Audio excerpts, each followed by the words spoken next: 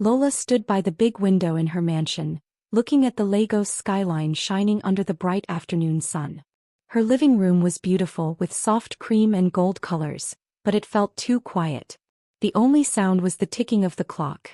Even though her house was full of luxury, Lola felt lonely and bored. Her life, which once had dreams and excitement, had turned into a dull routine of charity events, cleaning and silence. Her husband, Deji, was a very successful man. He had worked hard to become rich, but he was hardly ever home. When he spent all his time on work calls and emails. They used to laugh and talk about their dreams, but now their conversations were short and polite. Even when he sat next to her, Deji's mind seemed far away, and Lola felt the distance between them growing. A knock on the door broke her thoughts. It was her teenage son, Kachi. His clothes were dirty from playing football and he had a playful look in his eyes. Kachi reminded Lola of the fun life she used to have, but he seemed distant now, busy with football and his friends. As he ran upstairs, Lola wished they could talk and feel close like before. Later the doorbell rang again. This time it was Tolu, Kachi's best friend. Tolu didn't come from a rich family. His clothes were old but his smile was kind. Tolu had come to ask Lola for help with his university application. Lola invited him into the cool living room. As they talked, she noticed something about Tolu. His deep brown eyes and calm, confident way of speaking made her feel something strange but exciting. In the days that followed, Tolu came over often. While Kachi was at practice, Lola and Tolu worked on his application. But it wasn't just about schoolwork. They started to enjoy each other's company. Lola admired Tolu's energy and his passion for life, which was so different from her husband's cold seriousness. Tolu, on the other hand, was drawn to Lola's beauty and the life she lived, which felt like a dream to him.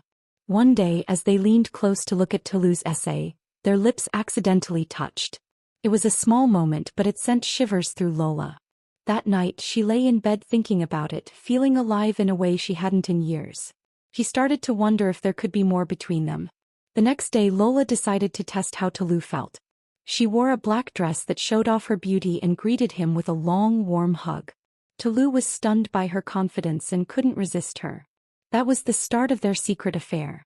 It became the most exciting part of Lola's life. To keep their meetings private, Lola rented a small apartment far from her home. It was nothing like her big mansion, but it felt cozy and safe. In that little apartment, Lola and Tolu spent time together, forgetting the rest of the world. Lola felt young and free again. Tolu's touch made her feel alive, and his kisses brought back emotions she had buried long ago. They laughed, talked, and explored feelings that neither of them had expected. But deep down, Lola started to have doubts. Was this just a way to escape her boring life, or did she truly care for Tolu? He was different from anyone she had known, kind, smart, and full of big dreams about becoming a lawyer. When he spoke to her, he listened as if she was the most important person in the world.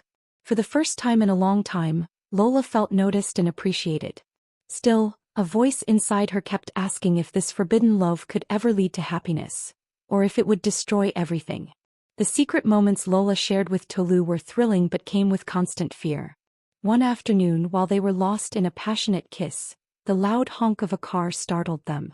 Lola's heart raced as she looked outside. It turned out to be just a passing car, but the scare reminded her of the risks they were taking. Things became even more tense when Kachi stormed into the house with his muddy football. "Mom, have you seen Tolu? He was supposed to help me with my science project." Panic gripped Lola, but she kept her cool and told Kachi to try calling him. Kachi's confused look made her uneasy. Did he see Tolu earlier in her car? The unanswered question lingered in the air like a storm cloud. Despite the danger, Lola couldn't resist Tolu. His presence filled an emptiness in her life she hadn't even realized was there. Their secret meetings became the highlight of her days, but she couldn't shake the feeling that it was only a matter of time before everything fell apart. Her fears turned real when she got a message from an unknown number. "Read, I know your secret. Pay up or else." Lola froze. Her mind raced with questions. Who could it be? Was it someone from Tolu's past, or perhaps a neighbor from the apartment building? The threat terrified her. The blackmailer demanded a large sum of money to be sent to a secret account. Lola felt sick. The amount was more than just money. It was part of her emergency savings, carefully set aside over the years. But the thought of Deji finding out about her affair was even worse. His anger and disappointment could destroy what little remained of their fragile marriage. She felt trapped with no good options. Lola's life began to crumble. The stress of the blackmail left her sleepless and scared. In her desperation, she confided in her friend Aisha. He told Aisha everything, about Tolu, the affair, and the blackmail. Aisha listened carefully, then said, "Lola, you shouldn't face this alone." For the first time in days, Lola felt a small sense of relief. Aisha, always calm and practical, suggested they go to the police. But Lola shook her head, terrified of the scandal it would bring. Understanding her fear, Aisha suggested hiring a private investigator. "We'll find out who's behind this and stop them," Aisha said firmly. Reluctantly, Lola agreed. It was her best chance. Meanwhile, Deji began noticing changes in Lola. She was distracted, her smiles didn't feel real, and she often left the room to take secret phone calls. At first he ignored it, too busy with his work. But small details started to stand out. A lipstick color he didn't recognize, the faint scent of a cologne that wasn't his. Deji's suspicions grew and he began watching her more closely. Aisha introduced Lola to Depo, a private investigator with a reputation for solving tricky cases. Depo came up with a bold plan. They would use fake money to catch the blackmailer. Lola agreed to meet the blackmailer at an abandoned warehouse by the docks. Depo and his team would be nearby, ready to act. The night of the meeting, Lola's heart pounded as she approached the dark warehouse. A man in his 20s stepped out of the shadows. She was shocked but kept her composure. The blackmailer promised to leave her alone forever if she paid up. Lola handed him the fake money and he walked away. Depo's team followed him as he left in a taxi, hoping to find out if he had any accomplices. Later that evening, Depo called Lola with surprising news. They had caught the blackmailer and his partner. "Do you want to deal with them yourself or should we take care of it?"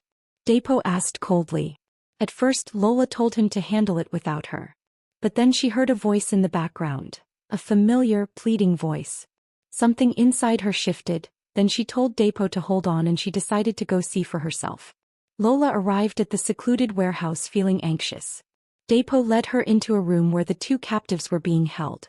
When she stepped inside, her blood ran cold. Sitting there tied to a chair was Tolu. Her secret lover stared at her with a smirk. Next to him sat his accomplice, but Lola's eyes were fixed on Tolu as he grinned and asked mockingly, "Did you bring me my little present?" Lola's heart shattered as she stared at Tolu, tears streaming down her face. She felt betrayed and humiliated. "Tolu? Why did you do this?" Her voice trembled with pain. Tolu's expression softened for a moment, showing guilt, but then his face hardened. "Because you had something I wanted," he said coldly, holding out his hand as if her trust had been a mere transaction. Lola collapsed to her knees, sobbing, her cries echoing in the cold, empty warehouse. The tense scene was interrupted by her husband, Deji's sudden arrival.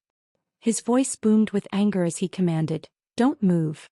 What's going on here?" His face was filled with fury and confusion.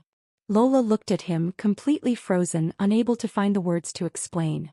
The truth was written all over the room and there was nowhere to hide. Unbeknownst to Lola, Tolu had planned for this moment. Before the ransom pickup, he had drafted a message on his brother's phone, instructing him to send it to Deji if he didn't return by 6 p.m. The message exposed Lola's affair and the secret meetings she had been having. Deji, upon receiving it, had been enraged but kept his emotions in check. When he noticed Lola leaving the house that evening, he followed her in silence, determined to uncover the truth for himself. Now standing in the warehouse, Deji was faced with the full reality of the betrayal. He watched as his wife, sitting on the floor with tear-streaked cheeks, avoided his gaze. Her guilt was undeniable. Slowly she raised her eyes to meet his, knowing that there was no point in hiding anymore. She needed to confess everything. She needed to tell the truth. As Lola spoke, her voice filled with sorrow, Deji listened in disbelief. The details of her affair with Tolu, their son's friend, a boy barely older than Kachi, hit him like a blow to the chest. The betrayal was too much to bear. The room felt suffocating as emotions swirled within him. Anger, heartbreak, humiliation. Deji's lips moved as though to speak, but the words wouldn't come. The weight of it all left him overwhelmed and silent. Without saying anything, he turned and left the room. He walked to his car and drove off into the night, needing space to process the wreckage of his marriage. Lola, still on the floor, finally pulled herself together. She turned to Depo, her voice steady but full of pain. She told him to release Tolu and his accomplice. There was no point in holding them any longer. Then, looking directly at Tolu, she delivered her final instructions. With firm resolve, she ordered him to stay away from her and her family forever. "You are never to come near my home again," she said. "Don't ever try to check on my son Kachi. You are no longer welcome in our lives." Her words were filled with heartbreak but also a clear determination to close this chapter of her life. The fallout was devastating. Deji, unable to move past the betrayal and the public humiliation that followed, filed for divorce. Their marriage was beyond saving. Lola's life as she knew it crumbled, leaving her alone to face the consequences of her choices. Their son, Kachi, who was in university during the divorce, took the news particularly hard. Angry and ashamed, he refused to speak to Lola for 2 years. The bond between mother and son was deeply damaged, and Lola was left with the heavy burden of trying to rebuild her life and heal from the mistakes that had cost her everything.